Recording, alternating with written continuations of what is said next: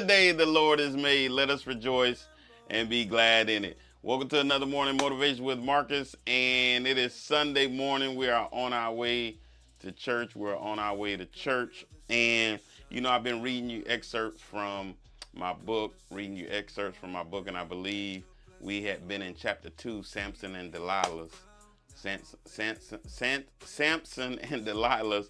All of us have our Delilahs, those things that we know are not really good for us, but you know, uh, sometimes it comforts us.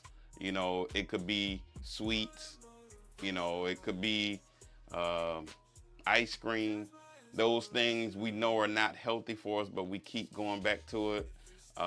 Drinking too much, cigarettes, smoking. It could be a number of different shopping. We're struggling financially, and we just keep going shopping. So it could be a number of things. Maybe you got a shoe fetish. You just always got to buy shoes even when you don't need them. You got a closet full of shoes. You got a closet full of clothes. But because it's on clearance, you got to pick it up. And so we have been in that section of the book, which is chapter 2.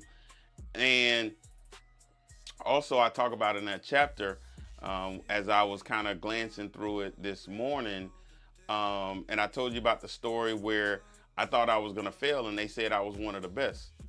And I go on to say that that's because that's how I was thinking about myself and not how God saw me. A lot of times we think of ourselves as not good enough, not worthy enough. And it's so crazy because there are times when I still struggle with that. There are times when I still struggle with that to this day, where I say to myself, I'm not good enough to be in the same room with those people. I'm not good enough to be on stage with those people. I'm not good enough to be in the same environment as those people. And that's not how God sees me. And what's so crazy, I'm starting to realize that that's sometimes not even how other people see me. Other people say, no, you should be in the room. You should be on the stage. You should be in this environment. And I'm like, well, I didn't. Well, what are you comparing yourself to? How do we see ourselves? Let's stop seeing ourselves as less than. Let's stop seeing ourselves as not being worthy enough. In fact, I'm with a nonprofit organization I work with that we go into the schools called Visions of Destiny. And one of the things that they focus on is I am worthy. I am worthy. You are worthy. You are worthy. So don't downplay yourself that you can't do it, that you're not good enough, that you're not good enough to be in the room, that you're not good enough to be in those circles. You are worthy because God made you. And you have a purpose here. And so sometimes that's the trouble in figuring out what your purpose is. But again, more importantly, just knowing and feeling that you are worthy enough.